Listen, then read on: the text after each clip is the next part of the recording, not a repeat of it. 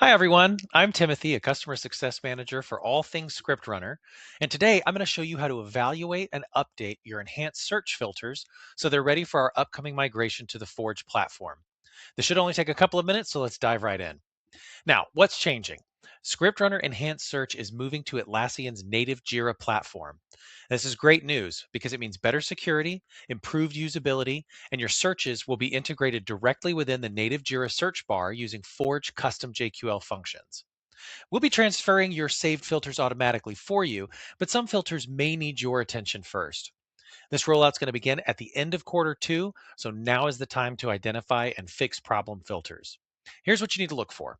When you visit ScriptRunner Enhanced Search, there's a new splash page indicating what is changing and understanding filter errors.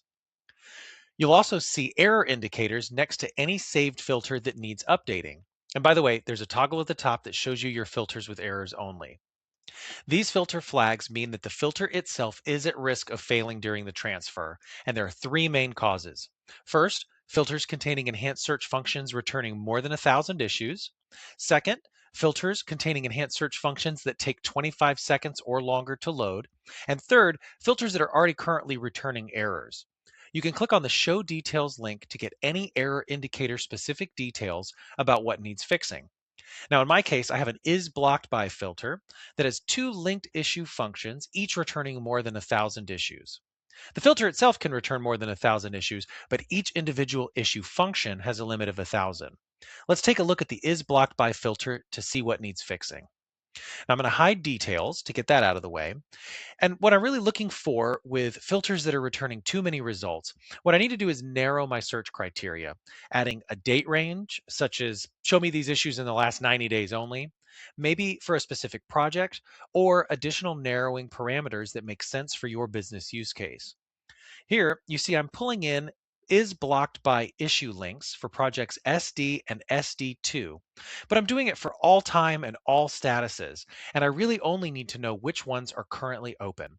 So I'm going to add in an and JQL clause for status category does not equal done. So I'm only going to find the is blocked by issue links on currently opened issues, and I'm going to do that for both projects. Down well enough, give it a test. Make sure that things are running smoothly, certainly.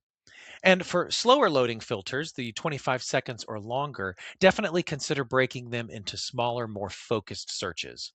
For filters with errors, click on that Show Details indicator link to see the specific issue you need to correct.